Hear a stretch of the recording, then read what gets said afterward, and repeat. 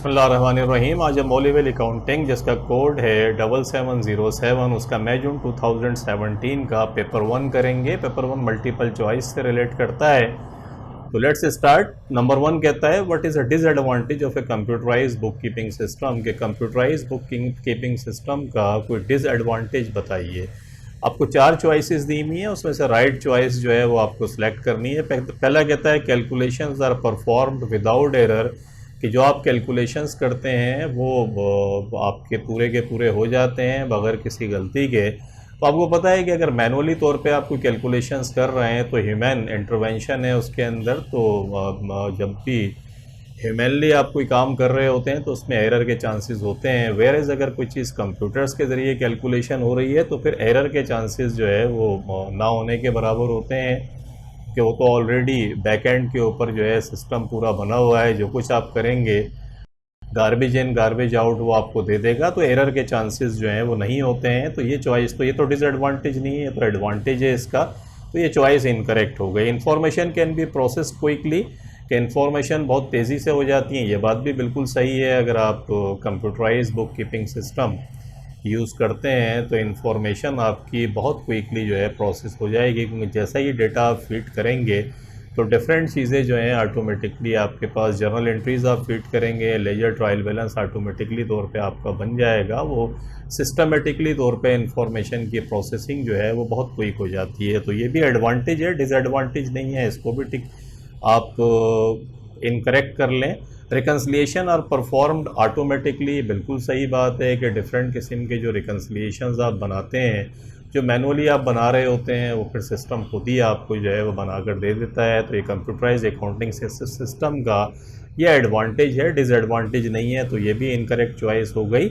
D में कहता है there is an initial cost of training staff, कि ये बात बिल्कुल सही है कि initial cost of training staff की, अगर computerise accounting system book keeping system जो है वो अगर कहीं होता है तो जो लोग भी इसको चला रहे होते हैं उनकी ट्रेनिंग करनी पड़ती है, और ट्रेनिंग के लिए ट्रेनर्स भी आते हैं। तो इनिशियल कॉस्ट जो लगती है ट्रेनिंग की वो फिर समटाइम्स बहुत ह्यूज भी होती है। अगर आप ये बुक कीपिंग सिस्टम है, अगर कोई अकाउंटिंग का सिस्टम आप ले रहे हैं, लाइक ओरेकल है, सेप है, जो डिफरेंट मल्टीनेशनल या लोकल बड़े सेटअप के अंदर चल रहा होता है, तो वो इतना सोफिस्टिकेटेड सिस्टम होता है कि उसके डिफरेंट मॉड्यूल्स होते हैं। अब अगर उसको आप सीखने जा रहे हैं तो मिलियंस रुपीज़ की कॉस्ट लगती है समटाइम्स। तो ये बात बिल्कुल सही है। इसका डिसएडवांटेज ये, बाकी तो एडवांटेजेस है, लेकिन इसका डिसएडवांटेज ये है कि इनिशियल कॉस्ट जो है आपकी इस पूरे सेटअप के अंदर वो आपकी ज़्यादा लगती है। तो क्वेश्चन नंबर 1 अगर मैं देखूँ तो डी चॉइस जो मैंने आपको बताया वो आपकी राइट चॉइस है। नंबर 2 कहता है trader provided the following information. एक ट्रेडर है, उसने ये इन्फॉर्मेशन आपको प्रोवाइड करी। क्या करी? इक्विपमेंट दी हुई है। इक्विपमेंट, अब देखें ये इस किस्म के जितने भी सवाल होते हैं इसमें बड़ा इंपॉर्टेंट ये है कि आप आइटम को देख के रिकॉग्नाइज़ करें कि यार ये है क्या, ये एसेट है तो करंट एसेट्स है, लाइबिलिटी है तो कौन सी लाइबिलिटी है, करंट है, नॉन करंट है। जैसे एसेट्स में करंट है, नॉन करंट है, तो ऑनर्स इक्विटी है। तो इस किस्म की चीज़ें अगर आप रिकॉग्नाइज़ कर लेते हैं इत्मीनान के साथ तो लाइफ इज़ सिंपल, फिर आपकी ज़िंदगी आसान है। जो कुछ भी आपसे पूछेगा, जैसे इस सवाल के अंदर वो पूछता है what is the total cost of the total of the assets, कि टोटल एसेट्स जो हैं वो कितने हैं। तो टोटल निकालने के लिए आप क्या करेंगे, जैसे इक्विपमेंट आपने देखा है, इक्विपमेंट आपको पता है नॉन करंट एसेट्स है। नॉन करंट एसेट्स वो होते हैं जिनका एडवांटेजेस मोर देन 1 ईयर आपको मिलता है, तो नॉन करंट एसेट्स है। इन्वेंट्री आपको पता है करंट एसेट्स है। इन्वेंट्री जिसको आपने बेचने के लिए रखा हुआ है, बिकेगी है, तो ये आपका करंट एसेट्स से आपको एडवांटेज पहुँचाएगा। ट्रेड रिसीवेबल करंट एसेट्स है, जो आपको अपने कस्टमर से पैसा रिसीव करना है, या आपका करंट एसेट्स है। ट्रेड पेएबल, वो जो माल आपने ख़रीदा लोगों से उनको पेमेंट करनी है, तो ये करंट लाइबिलिटी है। इंश्योरेंस प्रीपेड का मकसद है कि इंश्योरेंस वो है जो डिफरेंट किस्म के रिस्क जो आपके हो रहे होते हैं उनको कवर करता है, कि गॉड फॉरबिड अगर कोई आग लग जाती है तो जितना पैसा है वो आपको मिल जाएगा अगर आपने फायर से रिलेटेड इंश्योरेंस कराया हुआ है।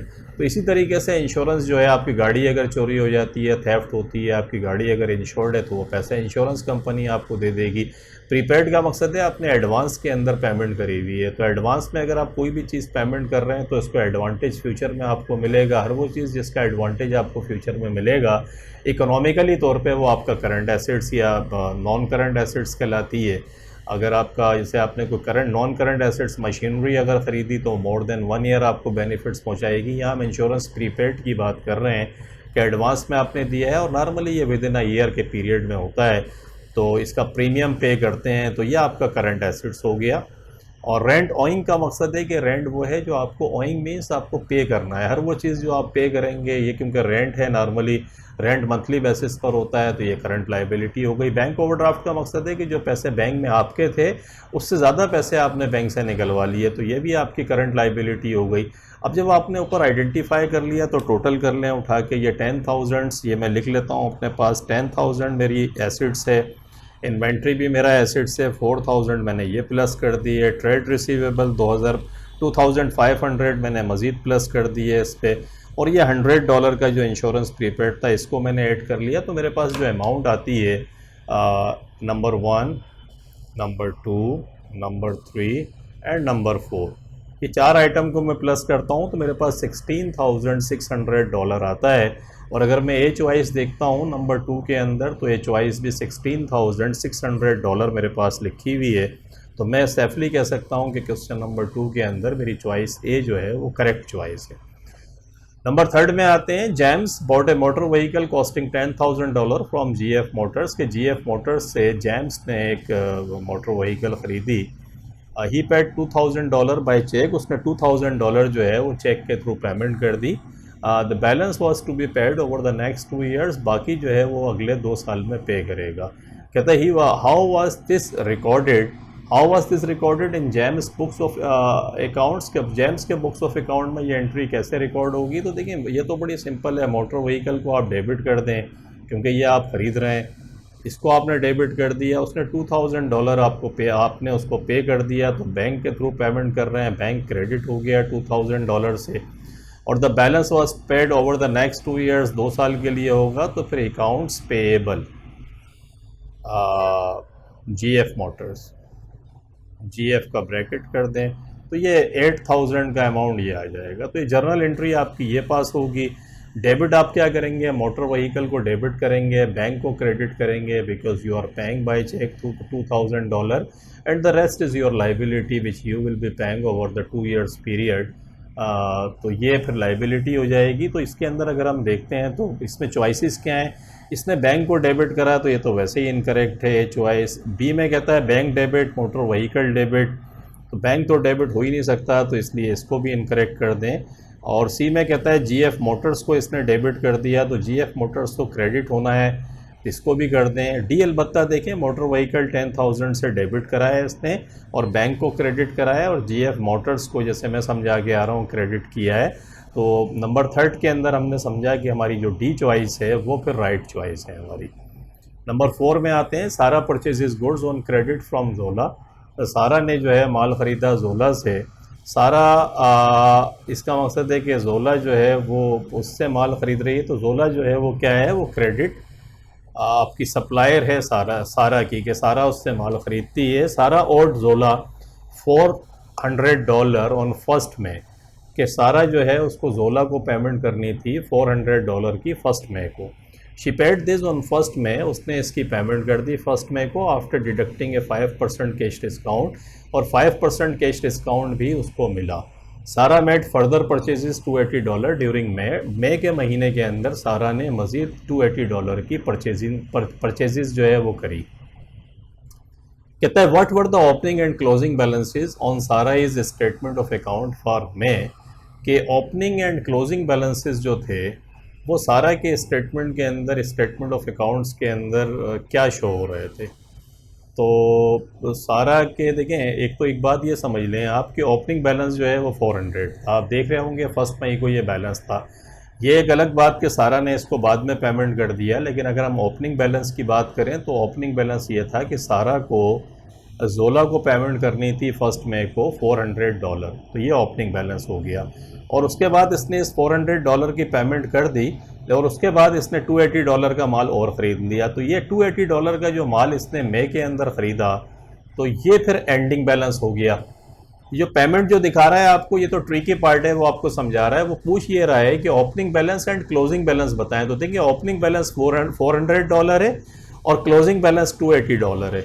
अगर हम देखें तो देखें ये चॉइस सी जो है इसके अंदर ओपनिंग बैलेंस जो है $400 लिखा हुआ है और एंडिंग बैलेंस $280 दिया हुआ है, तो this is the right choice. इसमें आप पेमेंट से कंफ्यूज ना हो। उसने पूछा आपसे ये कि ओपनिंग एंड क्लोजिंग बैलेंस बताएं, तो ओपनिंग तो $400 था आपको लिखा हुआ नज़र आ रहा है इसकी, आल्दो हाउएवर इसकी लेटर ऑन पेमेंट कर दी उसने सारा ने, लेकिन ओपनिंग था $400, यही उसने पूछा है। और क्लोजिंग ये था कि मैं उसने $280 की परचेजिंग करी, तो वो फिर $280 हो गया। तो 4 के अंदर हम ये कह सकते हैं सेफली कि सी चॉइस जो है वो हमारी राइट चॉइस है। अब 5 में आते हैं। A business provided the following information, एक बिजनेस ने ये इन्फॉर्मेशन आपको प्रोवाइड करी, कहता है invoice received for credit purchases के क्रेडिट माल ख़रीदा, उसकी इनवाइस मिली $250,000 की। Invoice received for cash purchases, मज़ीद ये है कि कैश परचेजिंग भी इसने करी है $115,000 की। और उसके बाद credit note receive for goods return, के क्रेडिट नोट का मकसद है कि इसने कुछ माल वापस किया होगा, तो इसका जो सप्लायर है उसने इसको क्रेडिट नोट दिया, क्योंकि उसने जब अपने पास ये माल वसूल किया तो उसने सेल्स रिटर्न को डेबिट किया होगा और इसके ट्रेड रिसीवेबल को क्रेडिट किया होगा। तो क्रेडिट नोट का मकसद है कि इसने माल वापस किया $10,000 का। कहता है what was the total of the purchases journal for अप्रैल 2017, ये बताएं कि परचेजेस जर्नल का जो टोटल था अप्रैल 2017 का वो कितना था।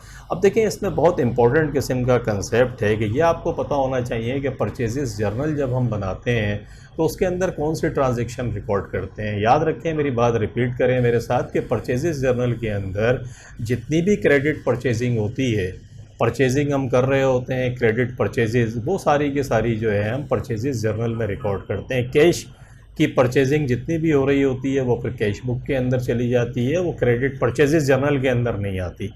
इसी तरीके से जो आप क्रेडिट नोट जो होगा ये फिर परचेजेस रिटर्न जर्नल के अंदर जाएगा। तो अगर आप देखें तो एक ही ट्रांजैक्शन है $250,000, और ये जो $250,000 है क्रेडिट परचेजेस को शो करता है, तो क्रेडिट परचेजेस ही परचेजेस जर्नल में जाती है, रिटर्न भी नहीं जाती, कैश परचेजेस भी नहीं जाती। तो $250,000 देखें चॉइस बी के अंदर उसने आपको दिया है। तो क्वेश्चन नंबर 5 की जो राइट चॉइस है वो चॉइस बी है।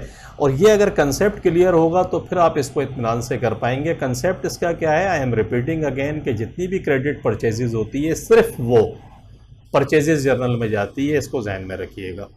अब आते हैं आगे क्वेश्चन नंबर 6 में। Melissa transferred $5,000 from the bank deposit account to the bank current account, के मेलिसा ने 5,000 जो है, अब देखिए बैंक के अंदर जब आप अकाउंट खोलते हैं तो आपके डिफरेंट अकाउंट होते हैं, कुछ डिपॉजिट अकाउंट होते हैं। करंट अकाउंट का मकसद है करंट अकाउंट पे नॉर्मली इंटरेस्ट वगैरह जो है बैंक चार्ज नहीं करता, बिजनेस बैंक अकाउंट होता है। तो करंट अकाउंट के अंदर इसका डिपॉजिट अकाउंट था, उसमें से डिपॉजिट अकाउंट पे पर आपको इंटरेस्ट भी मिलता है, तो इसने डिपॉजिट अकाउंट से करंट अकाउंट के अंदर ट्रांसफ़र करवा लिया। तो अगर ये एंट्री में पास करूं तो मैं क्या करूंगा, बैंक को डेबिट कर दूंगा, बैंक और ब्रैकेट में current account, bank current account debit और बैंक डिपॉजिट अकाउंट क्रेडिट, यानी बैंक सही एक अकाउंट से दूसरे अकाउंट के अंदर ट्रांसफ़र हो रही है, तो एक बैंक डेबिट हो जाएगा और बैंक ही क्रेडिट हो जाएगा। ये $5,000 से सिंपल ये एंट्री पास हो जाएगी। आगे कहता है ऑन द सेम डे, उसी दिन she received a bank loan, उसने एक बैंक लोन रिसीव, बैंक से उसने लोन लिया, which she paid into the bank current account, और ये जो पैसा उसके पास आया बैंक लोन से, इसको भी उसने क्या करा, करंट अकाउंट में ट्रांसफ़र कर दिया। तो क्या एंट्री पास करेगी, बैंक को डेबिट कर देगी करंट अकाउंट को और बैंक लोन को क्रेडिट कर देगी। बैंक लोन आपकी लाइबिलिटी है, आपको पता है, तो बैंक करंट अकाउंट डेबिट हो जाएगा और उसके बाद बैंक लोन जो लाइबिलिटी है वो क्रेडिट हो जाएगी। How will Melissa record this transaction, Melissa जो है वो किस तरीके से अपनी इस ट्रांजेक्शन को रिकॉर्ड करेगी। तो हमने क्या देखा, हमने क्या सीखा, हमने कहा कि जो डिपॉजिट अकाउंट है वो क्रेडिट होगा, करंट अकाउंट डेबिट होगा। और देखें पहली एंट्री के अंदर भी करंट अकाउंट डेबिट है और दूसरी एंट्री में भी करंट अकाउंट डेबिट है। तो इसका मकसद है बैंक करंट अकाउंट जो है वो डेबिट हो रहा है, डिपॉजिट अकाउंट क्रेडिट हो रहा है और बैंक लोन क्रेडिट हो रहा है। ये तीन चीज़ें आप रिपीट करें मेरे साथ। अब आते हैं बैंक लोन। बैंक लोन तो हमने देख लिया था क्रेडिट होता है, तो क्या सी के अंदर भी ये बताता है क्रेडिट हो रहा है, लेकिन सी में कहता है बैंक डिपॉजिट अकाउंट डेबिट हो रहा है। ये इनकरेक्ट है, हमें पता है बैंक डिपॉजिट अकाउंट तो क्रेडिट हुआ है क्योंकि डिपॉजिट अकाउंट से हमने करंट अकाउंट में ट्रांसफ़र कराया है।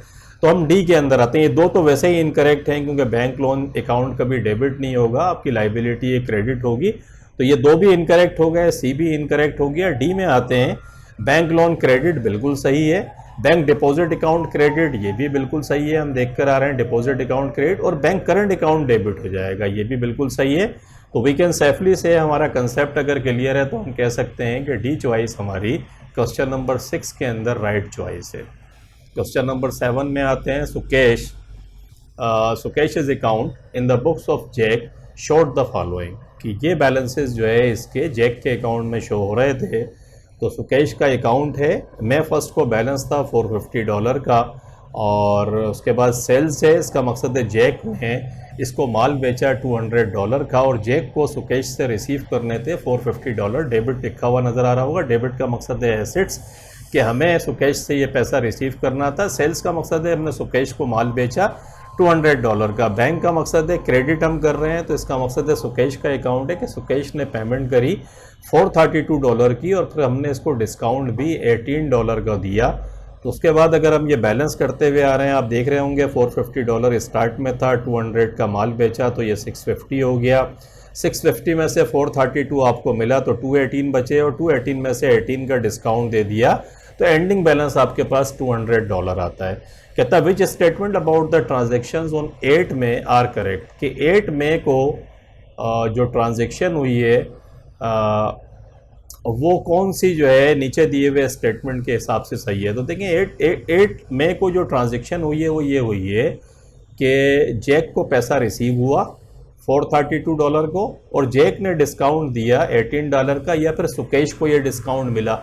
तो हम पढ़ते हैं, कहता है Jack made a payment to Sukesh, तो ये तो बिल्कुल ही इनकरेक्ट है, जैक ने पेमेंट नहीं करी बल्कि सुकेश ने जैक को पेमेंट करी, तो पहला इनकरेक्ट हो गया। नंबर 2 कहता है Jack received a payment from Sukesh, ये बिल्कुल सही बात है कि जैक ने पैसे रिसीव किए फ्रॉम सुकेश से। नंबर 3 में कहता है Sukesh allowed a discount to Jack, तो सुकेश ने डिस्काउंट नहीं दिया बल्कि डिस्काउंट जैक ने सुकेश को दिया है। नंबर 4 में कहता है Sukesh received a discount from Jack, बिल्कुल सही है, बात इधर से कान पकड़े या उधर से कान पकड़ें कि जैक ने इसको अगर डिस्काउंट दिया तो सुकेश ने ये डिस्काउंट रिसीव किया। तो नंबर 2 जो है वो सही है, और नंबर 4 जो है जैसा कि आपने देखा सही है, तो 2 एंड 4 जो है वो राइट चॉइस है। अगर हम आते हैं तो ए जो है ये इनकरेक्ट है क्योंकि ये 1 एंड 3 है, बी भी इनकरेक्ट है 1 एंड 4, सी भी इनकरेक्ट है 2 एंड 3, अलबत्ता डी के अंदर 2 एंड 4 आपको लिखा हुआ नज़र आ रहा है। तो क्वेश्चन नंबर 7 जो है अगर हम देखें तो क्वेश्चन नंबर 7 की जो राइट चॉइस है वो डी है। और डी क्यों है? क्योंकि देखें 8 मई को क्या हुआ है कि जैक ने पैसा रिसीव किया ये $432, और जैक ने सुकेश को डिस्काउंट दिया, या इसको पलट कर कह लें कि सुकेश ने डिस्काउंट रिसीव किया, हमने दिया तो उसने रिसीव किया, तो इसका मकसद है 2 एंड 4 राइट चॉइस है। क्वेश्चन नंबर 8 में आते हैं। क्वेश्चन नंबर 8 कहता है which is an error of omission, कौन सा इन चारों में से एरर ऑफ ओमिशन है। देखिए एरर ऑफ ओमिशन को याद रखिएगा कि जब भी एरर ऑफ ओमिशन आपके साथ पास आए तो इसका मकसद है आपने किसी भी ट्रांजेक्शन को ऑल टुगेदर रिकॉर्ड ही नहीं करा, यानी आप भूल गए, उस पूरी डेबिट को भी रिकॉर्ड करना भूल गए और क्रेडिट को भी रिकॉर्ड करना भूल गए। तो पहली एंट्री के अंदर ए में कहता है no entries have been made for the purchases of stationery by cheque, कि हमने स्टेशनरी खरीदी थी चेक के थ्रू लेकिन हमने इसे रिकॉर्ड ही नहीं करा, तो this is our right choice. Question number 8 में ए जो है वो हमारी राइट चॉइस है, जैसा कि मैं आपको बता के आ रहा हूँ कि एरर ऑफ ओमिशन का मकसद है हमने ट्रांजेक्शन को रिकॉर्ड ही नहीं करा। We did not record the transaction either on the debit side or on the credit side, किसी भी साइड हमारी रिकॉर्डिंग नहीं है। बी में कहता है purchase stationery has been entered only in cash book, cash book में रिकॉर्ड हो गई, इनकरेक्ट हो गया। Purchases of stationery has been entered only in the stationery account, ये भी इनकरेक्ट है। The stationery account has been omitted from the trial balance, अब trial balance था नहीं, वो तो फिर इसका मतलब रिकॉर्डिंग हो गई, ट्रायल बैलेंस में रिकॉर्ड करना भूल गए, ऐसा नहीं है। जैसा कि मैंने आपको बताया, याद रखिएगा कि एरर ऑफ ओमिशन का मकसद है हमने किसी ट्रांजेक्शन को रिकॉर्ड ही नहीं करा, तो ए चॉइस हमारी राइट चॉइस है। क्वेश्चन नंबर 9 में आते हैं। Liam rents premises from Gavin, के लियम ने जो है गैविन से प्रीमिसेस जो है वो किराए पर ली। In March Liam paid the rent in advance, March में लियम ने जो है रेंट एडवांस का पे कर दिया for April and May. April and May 2 months का रेंट जो है वो इसने लियम ने गेविन को पे कर दिया। आगे कहता है how would the balances on 1 April appear in their ledger, कि इनके लेजर में 1 अप्रैल को कैसे बैलेंसेज शो होंगे। तो हमारे जो दिया हुआ है उसमें कहता है Liam's ledger rent payable account के, लियम के लेजर में रेंट पेएबल अकाउंट का कौन सा बैलेंस होगा। देखिए normally I tell you one thing कि नॉर्मली जो रेंट पेएबल है ये एक लाइबिलिटी अकाउंट है। लाइबिलिटी का नॉर्मल बैलेंस क्रेडिट होता है। वो क्रेडिट क्यों होता है, क्योंकि हमें ये लाइबिलिटी पे करनी होती है। ये जो पर्टिकुलर केस जिसकी हम बात कर रहे हैं इसमें लियम ने जो है ना 2 मंथ्स का रेंट एडवांस पे कर दिया अप्रैल एंड मई का। तो अप्रैल की अगर हम पहली तारीख को बैठ रहे हैं आके, तो 1 अप्रैल का मकसद क्या होगा कि 1 अप्रैल जो है मार्च में पे किया था। तो 1 अप्रैल एंड मई 2 मंथ्स तक ये रेंट हमने एडवांस में लियम ने पे कर दिया है। तो अब रेंट पेएबल नहीं है, रेंट पेएबल का क्रेडिट बैलेंस नहीं होगा बल्कि अब रेंट पेएबल का डेबिट बैलेंस होगा। और लाइबिलिटी का जब डेबिट बैलेंस होता है तो वो एसेट को शो करता है। ये रिपीट कर ले मेरे साथ साथ बात, ये क्योंकि पूछ रहा है कि लियम के लेजर में रेंट पेएबल का अकाउंट है, तो रेंट पेएबल नॉर्मली अगर हमें ये रेंट पे करना होता तो ये क्रेडिट बैलेंस होता, लेकिन क्योंकि हमने एडवांस में पेमेंट कर दिया है तो फिर ये लाइबिलिटी अकाउंट जो है अगर डेबिट होगी तो फिर ये एसेट को शो करेगी। और एक्चुअली ये फिर एसेट ही है हमारा, क्योंकि 2 मंथ्स का रेंट एडवांस के अंदर हमने पे किया है। तो लाइबिलिटी का डेबिट बैलेंस होगा, तो क्रेडिट बैलेंस नहीं होगा। तो ए और बी चॉइसेस तो इनकरेक्ट हो गई। इसी तरीके से देखें गेविन क्या है। गेविन का नॉर्मली जो है गेविन्स लेजर रेंट रिसीवेबल अकाउंट। अब गेविन का जो रेंट रिसीवेबल का अकाउंट है इसका नॉर्मल बैलेंस डेबिट होता है, क्योंकि रेंट रिसीव करना है। हमारे वाले इस वाले केस के अंदर उल्टा हो गया कि हमने ऑलरेडी क्रेडिट पे एडवांस के अंदर इसको पे करा हुआ है, तो अब इसके रेंट रिसीवेबल का डेबिट बैलेंस नहीं होगा, क्योंकि गेविन के लिए ये लाइबिलिटी है, क्योंकि उसने एडवांस रेंट रिसीव कर लिया है।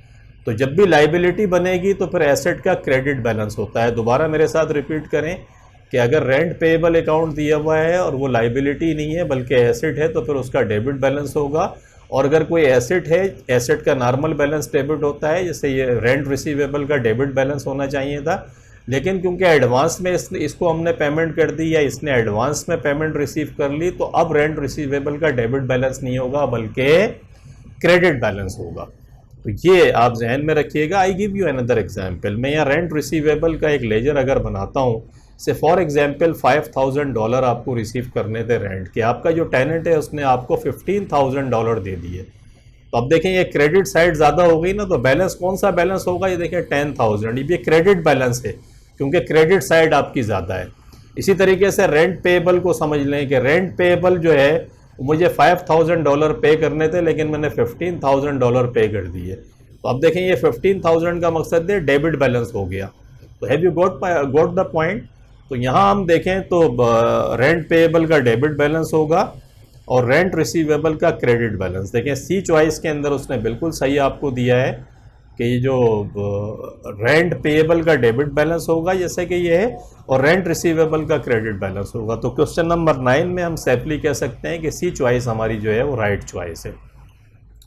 क्वेश्चन नंबर 10 में आते हैं। Ahmed decided to write off an amount owing from Yasmin as a bad debt. के जो अहमद है उसने, यास्मीन उसकी कस्टमर थी, तो उसने उसके अकाउंट को राइट ऑफ कर दिया। राइट ऑफ का मकसद ये होता है कि अब ये पैसा यास्मीन से अहमद को नहीं मिलेगा। इररिकवरेबल डेट्स के ऊपर मेरे लेक्चर्स हैं, कराचियंस एकेडमी के अगर आप यूट्यूब चैनल पर जाएं तो आपको वहाँ इररिकवरेबल डेट्स का प्लेलिस्ट में फ़ोल्डर होगा, उसमें लेक्चर दिए हुए हैं। इसके अलावा मैंने लास्ट जो 2017 तक पेपर 2 कराया हुआ है। आप अगर 2020, 19, 18 और 2017 अगर आप समर तक जाएं तो पेपर 2 है। और इसके अलावा MCQs के अंदर मैंने बहुत सारी चीज़ें कराई हैं। अब ये पेपर मैं करा रहा हूँ, लास्ट पेपर्स भी आपको प्लेलिस्ट पर मिल जाएंगे। उसके अंदर ये कंसेप्ट बार बार रिपीट हो रहा है। और देखें अकाउंटिंग में दो चीज़ें बहुत इंपॉर्टेंट होती हैं। एक ये कि आपके कंसेप्ट सही होने चाहिए, सेकंड आपकी प्रैक्टिस बहुत अच्छी होनी चाहिए। अगर आपके कंसेप्ट बहुत अच्छे भी हैं लेकिन आप प्रैक्टिस नहीं कर रहे हैं, तो take my words, I have been telling you since I started recording my lectures कि आपके लिए पेपर हैंडल करना भी एग्ज़ाम में मुश्किल हो जाएगा। तो पेपर प्रैक्टिस कैसे करें? प्रैक्टिस के लिए पास्ट पेपर्स जो हैं वो बहुत इंपॉर्टेंट टूल होते हैं कि पास्ट पेपर से आपको एग्जामिनर का स्टाइल भी पता चलता है और आप बार बार कर रहे होते हैं तो फिर सेकंड नेचर बन जाती है आपकी। एग्ज़ाम में बहुत इत्मीनान से A+ आपका आ जाएगा अगर आप प्रैक्टिस कर रहे हैं। अगर आप कराचीज एकेडमी के यूट्यूब चैनल की प्लेलिस्ट पर जाएं तो a lot of the material has been, you will be finding a lot of the material on the playlist of Karachi's Academy YouTube channel. और अच्छी खासी तादाद में मैंने पास्ट पेपर्स कराए हैं जो एक ही प्लेस के ऊपर आपको सब कुछ प्रैक्टिस के लिए मिल जाएगा।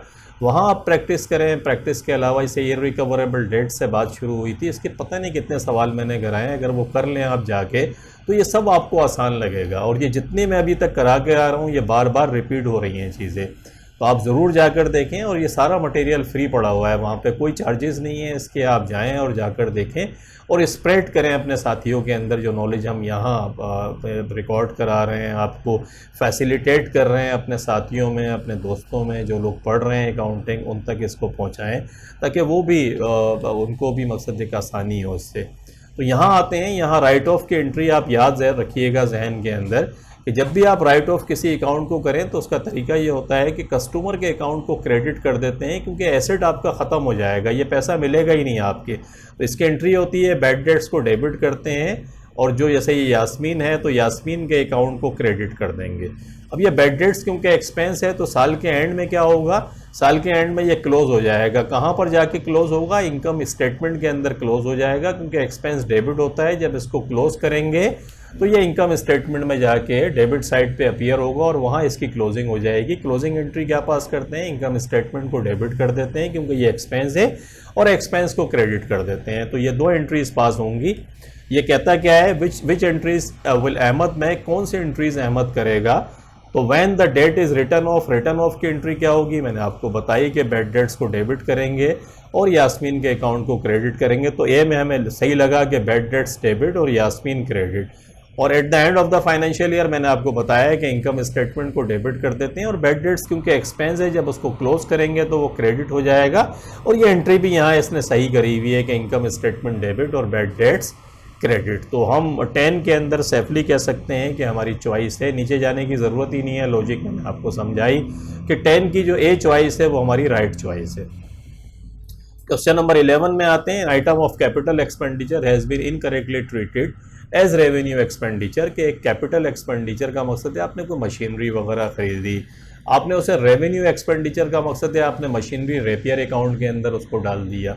तो कैपिटल एक्सपेंडिचर सारे के सारे जो होते हैं वो स्टेटमेंट ऑफ फाइनेंशियल पोजीशन के अंदर नॉन करंट एसेट्स में अपीयर होते हैं, और रेवेन्यू एक्सपेंडिचर जितने भी हैं ये एक्सपेंसेस की सूरत के अंदर इनकम स्टेटमेंट के अंदर अपीयर होते हैं।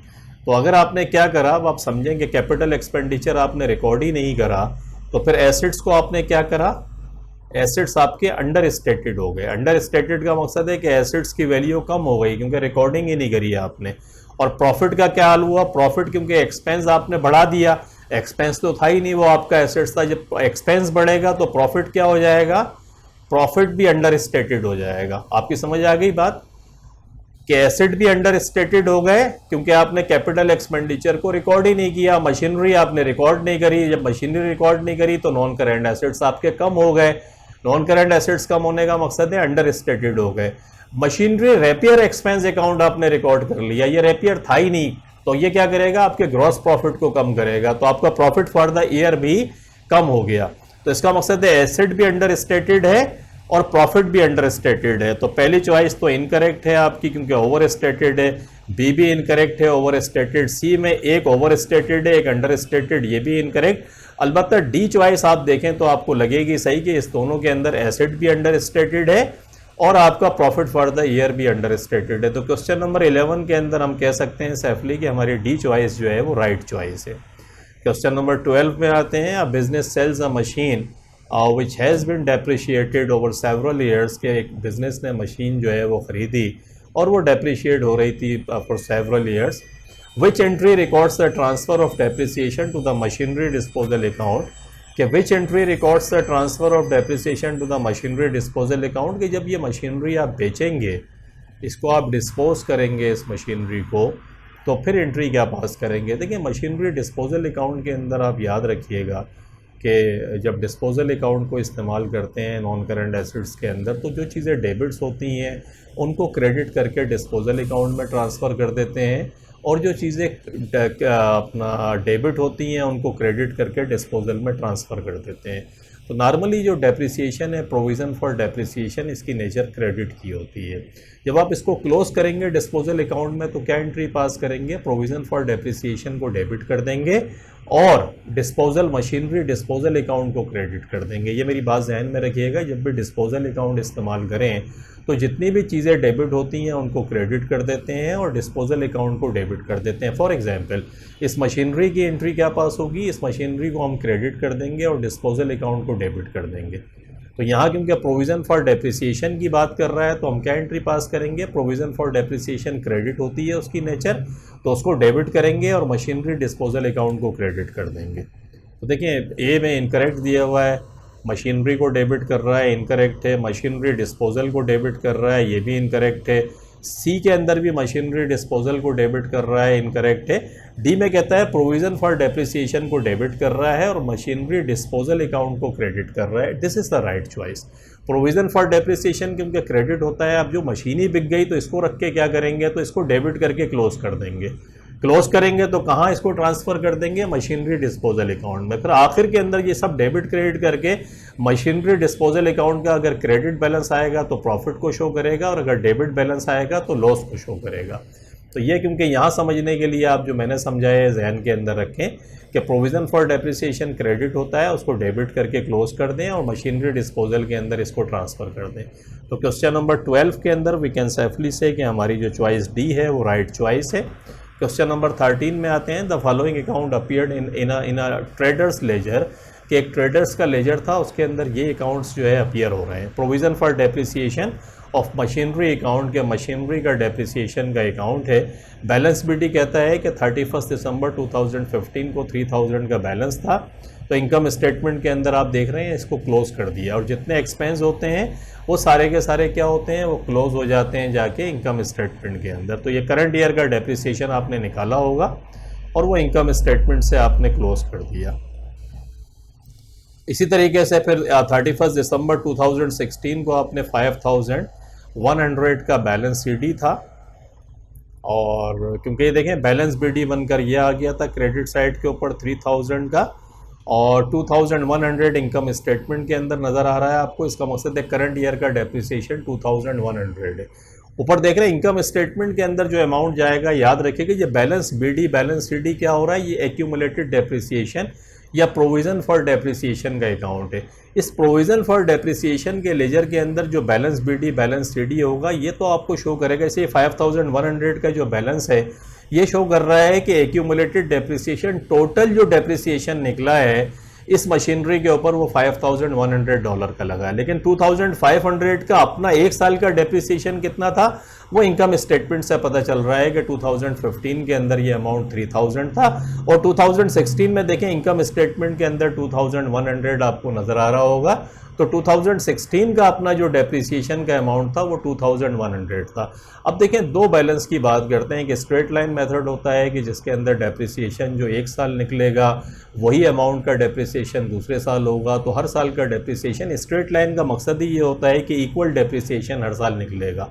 वेरेज जब हम रिड्यूसिंग बैलेंस मेथड की बात करते हैं तो इसका मकसद हुआ कि हम बुक वैल्यू के ऊपर डेप्रिसिएशन को कैलकुलेट करते हैं और बुक वैल्यू का मकसद क्या होता है कि जो कॉस्ट है एसेट्स की उसमें उसके एक्यूमुलेटेड डेप्रिसिएशन या प्रोविज़न फॉर डेप्रिसिएशन को माइनस करके जो अमाउंट आती है उस पर फिर रेट अप्लाई करते हैं, क्योंकि रेट हर दफ़ा हर साल कम वैल्यू के ऊपर लगेगा तो इसका मकसद है हर साल का डेप्रिसिएशन कम होगा। अगर हम यहाँ देखें तो देखें पहले साल का डेप्रिसिएशन 3000 था और नेक्स्ट ईयर का डेप्रिसिएशन 2100 था। इसका मकसद है डेप्रिसिएशन कम हो रहा है और अगर डेप्रिसिएशन आपका कम हो रहा है तो ये शो करता है कि डेप्रिसिएशन के लिए जो मेथड आप इस्तेमाल कर रहे हैं वो डिमिनिशिंग, रिड्यूसिंग या डिक्लाइनिंग बैलेंस मेथड है।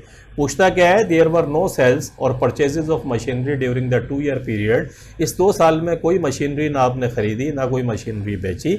What does the 5100 on 1st January 2017 represent?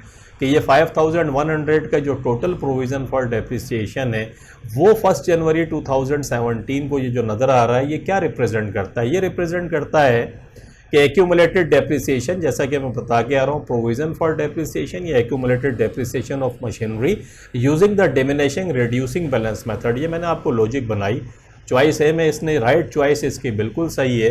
Diminishing balance method का मकसद ही ये होता है कि हर साल का डेप्रिसिएशन पहले साल के मुकाबले में कम होगा, और आप देख कर आ रहे हैं कि पहले साल का 3000 था, अगले साल का 2100 है।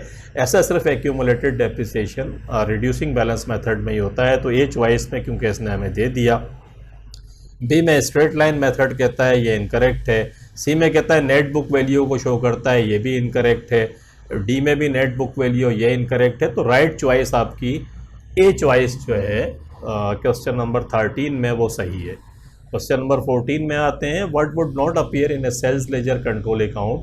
क्या सेल्स लेजर कंट्रोल अकाउंट में कौन सी चीज़ अपीयर नहीं होगी। सेल्स लेजर कंट्रोल अकाउंट क्या होता है, I have been telling you time and again in different papers, examiner जो है has been constantly asking you this sort of questions. तो इसीलिए मैं कहता हूँ कि पास्ट पेपर्स की प्रैक्टिस करें। ये सवाल बार बार रिपीट हो रहे हैं, अगर आप पास्ट पेपर्स करेंगे तो आप ऑटो पे चले जाएंगे और ख़ुद ब खुद आप चीज़ें सही करेंगे। तो यहाँ हम देखते हैं, मैं आपको समझा देता हूँ दोबारा कि सेल्स लेजर कंट्रोल अकाउंट का मकसद है कि अकाउंट रिसीवेबल या ट्रेड रिसीवेबल का control account, like utility company आप समझ लें, अगर कराची इलेक्ट्रिक या यूटिलिटी कंपनी है, उसके मिलियंस के अंदर कस्टमर्स होते हैं। इनके इंडिविजुअल लेजर जो हम करते हैं बनाते हैं वो सेल्स लेजर अकाउंट कहलाते हैं। जब टोटल, लेकिन ये बड़ा मुश्किल है, जब आप फाइनेंशियल स्टेटमेंट बनाने बैठेंगे इंडिविजुअल कस्टमर्स को कहाँ कहाँ आप जोड़ते फिरेंगे, तो एक कंट्रोल लेजर बनाते हैं इन सब का मिला के जो टोटल शो कर रहा होता है आपको। तो टोटल के अंदर आपको अगर देखें कि कौन सी चीज़ें जानी है कौन सी नहीं जानी, तो आप याद रखिएगा मेरी बात कि जिसके अंदर भी ट्रेड रिसीवेबल का जिक्र होगा वो चीज़ें सेल्स लेजर कंट्रोल अकाउंट के अंदर जाएंगी, और उसमें ट्रेड रिसीवेबल का कोई जिक्र नहीं होगा वो फिर सेल्स लेजर कंट्रोल अकाउंट में नहीं जाएगी। हम देखना शुरू करते हैं। A customer's cheque returned by bank as dishonoured. एक कस्टमर का चेक था, वो बैंक ने वापस कर दिया डिसऑनर्ड करके। एंट्री क्या पास करेंगे, एंट्री करेंगे ट्रेड रिसीवेबल को डेबिट करेंगे, बैंक को क्रेडिट करेंगे। आगे देखें ट्रेड रिसीवेबल, तो ये तो फिर राइट चॉइस नहीं है हमारी। कहता है व्हाट वुड नॉट अपीयर, क्या अपीयर नहीं होगा, तो ये तो अपीयर होगा, इनकरेक्ट हो गया। A debt owed by a customer written off is a bad debt during the month, कि एक कस्टमर ऐसा था कि जो पैसे अब देगा ही नहीं, हमने उसके अकाउंट को राइट ऑफ कर दिया। राइट ऑफ की एंट्री में अब और पढ़ा के आ रहा हूँ, बैड डेट्स को डेबिट कर देंगे, ट्रेड रिसीवेबल को क्रेडिट करेंगे, तो ये चॉइस भी इनकरेक्ट हो गई, यहाँ भी ट्रेड रिसीवेबल आ गया। Discount given to a customer because he had placed a large order, कि कस्टमर को आपने डिस्काउंट दिया क्योंकि उसने लार्ज ऑर्डर प्लेस किया था। अब यहां देखें ट्रिकी पॉइंट है, लार्ज ऑर्डर का याद रखें, बल्क ऑर्डर मेरा एक लेक्चर है ट्रेड डिस्काउंट के ऊपर भी, कैश डिस्काउंट और ट्रेड डिस्काउंट। ये जो ट्रेड डिस्काउंट होता है ये बल्क ऑर्डर के ऊपर दिया जाता है, ये बल्क, लार्ज बल्क। जब लोग होल सेलर होते हैं कि एक लार्ज क्वांटिटी के अंदर कोई कस्टमर अगर आपसे माल ख़रीदता है तो आप उसे जो डिस्काउंट देते हैं वो सिंपल डिस्काउंट नहीं होता, उसे ट्रेड डिस्काउंट कहते हैं। और ये ट्रेड डिस्काउंट जो है वो किताबों के अंदर रिकॉर्ड नहीं होता, इनवाइस के ऊपर इसको शो करते हैं लेकिन इसकी रिकॉर्डिंग नहीं करते, और ये डायरेक्ट इसको माइनस करके जो अमाउंट आती है उससे ट्रेड रिसीवेबल रिकॉर्ड होता है। तो सेल्स लेजर, क्योंकि यहाँ ट्रेड रिसीवेबल आप डेबिट करेंगे ही नहीं, रिसीवेबल में नहीं जाएगा, ये इनवाइस में सिर्फ अपीयर होगा, तो इसका मकसद है सी चॉइस जो है वो आपकी राइट चॉइस है, क्योंकि ये सेल्स लेजर कंट्रोल अकाउंट में नहीं जाएगा, ये सिर्फ इनवाइस के ऊपर लिखा हुआ नज़र आएगा, और इसको माइनस करके जो अमाउंट आएगी आप उससे अपनी क्रेडिट सेल्स को रिकॉर्ड करेंगे। अगले में तो गुड्स रिटर्न की बात करता है, क्रेडिट कस्टमर जो है goods return by credit customer से माल वापस आ गया ड्यूरिंग द मंथ, तो ये भी फिर वही ट्रेड रिसीवेबल इसमें इन्वॉल्व हो जाएगा, तो ये भी इनकरेक्ट है। राइट चॉइस आपकी सी है। लॉजिक मैंने आपको समझा दी। ये डिस्काउंट इसने सिर्फ लिख कर दिया है, लेकिन आप लार्ज से पकड़ें इसको कि ये ट्रेड डिस्काउंट है। बल्क जितने भी ऑर्डर्स होते हैं उस पर जो डिस्काउंट देते हैं वो ट्रेड डिस्काउंट होता है, और वो किताबों में अपीयर नहीं होता।